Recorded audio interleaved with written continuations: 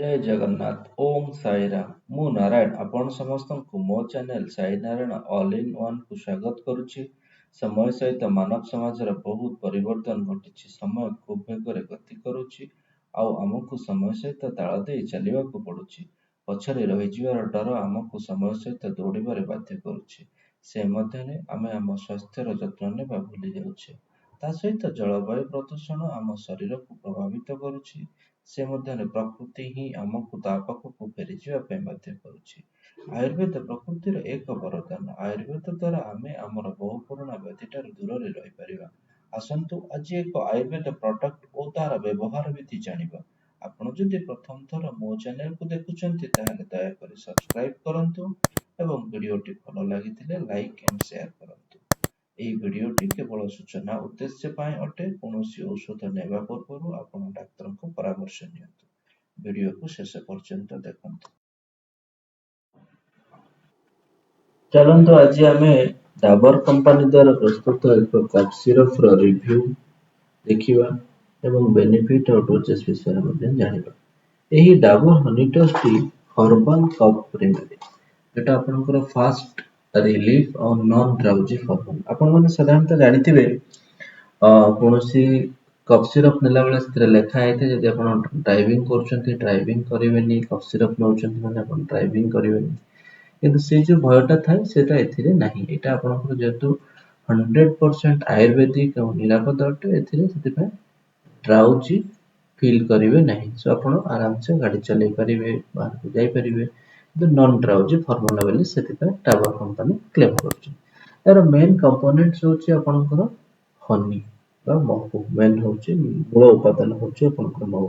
ତା ସହିତ ତୁଳସୀ, ମୋଲାଠି, ବନସ୍ପା ଏପରି ଅନ୍ୟାନ୍ୟ ଉପାଦାନ ମଧ୍ୟ ମିଶି ଅଛି। ଏଥିରେ ଦେଖନ୍ତୁ ହନି କଣ କରେ ଆପଣ ଜାଣିଥିବେ ଯେ relief cough and throat irritation. ଆପଣଙ୍କର କଫ ହଉ କିମ୍ବା ତଣ୍ଟି କୁଣ୍ଡେଇ ହବା ଏଟାକୁ ହନି ଆପଣଙ୍କର ସାହାଯ୍ୟ କରେ। ତୁଳସୀ ହେଲା ଆଣ୍ଟିଟୁସିଭ୍, ଆପଣଙ୍କର ମୋଲେଠି ହେଲା ସୋର୍ ଥ୍ରୋଟ୍ ରିଲିଭର। ଆଉ ଯଦି ଆପଣଙ୍କର କଫରେ କିମ୍ବା ତଣ୍ଟିରେ କିଛି ଘା ହେଇଛି ସେଟାକୁ ମୋଲାଠି ହେଇପାରେ। ଶୁଣ୍ଠି ତ ଜାଣିଛନ୍ତି ସାଧାରଣତଃ ଶୁଣ୍ଠି ଆପଣଙ୍କର କଫକୁ ରିଲିଭ୍ କରେ। ଆଉ ବନସ୍ପା ବି ତାର ମଧ୍ୟ ବହୁତ ଉପକାର ଅଛି। ଏହା ସହିତ ପିପଳି, ଭସକା ଆହୁରି ଅନ୍ୟାନ୍ୟ ଅନେକ ଉପାଦାନ ମଧ୍ୟ ଏଥିରେ ମିଶିକି ଅଛି। ଏମିତି ପ୍ରତ୍ୟେକ ପ୍ରଡକ୍ଟକୁ ୟୁନିକଲି ଆଇଡେଣ୍ଟିଫାଇ କରିବା ପାଇଁ ଗୋଟେ ବ୍ୟାଚ୍ ନମ୍ବର ଥାଏ। ଏହାର ସେମିତି ବ୍ୟାଚ୍ ନମ୍ବର ଅଛି ଆଉ ଏକ୍ସପାୟରି ଡେଟ୍ ଅଛି। ଏଠି ଏଇ ଯୋଉ ପ୍ରଡକ୍ଟଟା ମୁଁ ଦେଖଉଛି ଆପଣଙ୍କ ରିଭ୍ୟୁରେ ଏଇଟା ଏକ୍ସପାୟରି ହେଉଛି ଆପଣଙ୍କର ମ୍ୟାନୁଫ୍ୟାକ୍ଚରିଂ ହେଉଛି 10/20/20ରେ, ଏକ୍ସପାୟରି ହେଉଛି 9/23ରେ। ଏହାର ପ୍ରାଇସ୍ ହେଉଛି 90 rupees।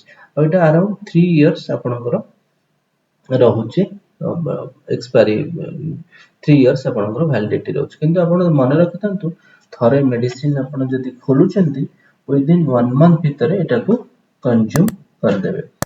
କାହିଁକିନା ତାପରେ ଏଟା ନୋ ଆଲକୋହଲ କିଛି ନାହିଁ।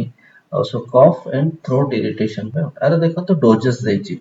ଚିଲଡ୍ରେନ୍ ପାଇଁ 1 teaspoonful ବା 5 ml କରିକିରି 3 to 4 times।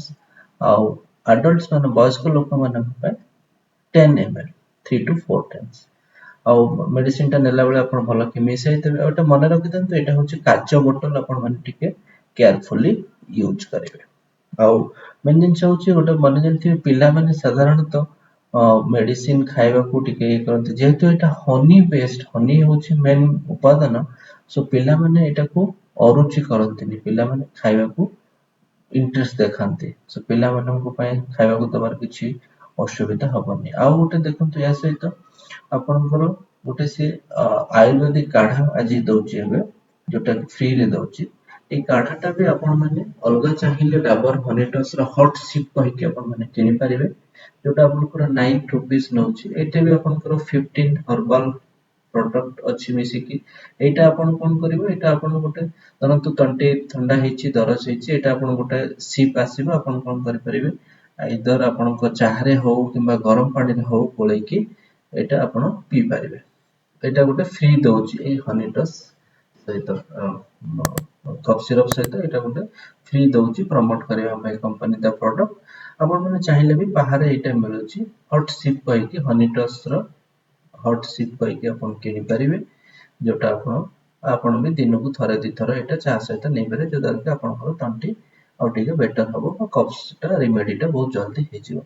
ଏଇଟା ଥିଲା ଆଜିର ହନିଟସ୍ର ରିଭ୍ୟୁ ଆଉ ୟୁଜେସ୍। Thank you. ଆଶା କରେ ଆପଣମାନଙ୍କୁ ଭିଡ଼ିଓଟି ଭଲ ଲାଗିଥିବ। ଭିଡ଼ିଓଟି ଭଲ ଲାଗିଥିଲେ ଲାଇକ୍ ଆଉ ସେୟାର କରନ୍ତୁ। ଯଦି ଏପର୍ଯ୍ୟନ୍ତ ମୋ ଚ୍ୟାନେଲକୁ ସବସ୍କ୍ରାଇବ୍ କରିନାହାନ୍ତି ଦୟାକରି ସବସ୍କ୍ରାଇବ୍ କରିଦିଅନ୍ତୁ। ବେଲ୍ ଆଇକନ୍ ଉପରେ କ୍ଲିକ୍ କରନ୍ତୁ, ଯାହାଦ୍ୱାରା ଆପଣଙ୍କ ପାଖରେ ଆମର ନୂଆ ଭିଡ଼ିଓର ନୋଟିଫିକେସନ୍ ପହଞ୍ଚି ପାରିବ। ଏହି ଭିଡ଼ିଓଟି ଉପରେ ଆପଣଙ୍କର ମତାମତ ଜଣାନ୍ତୁ। ଜୟ ଜଗନ୍ନାଥ।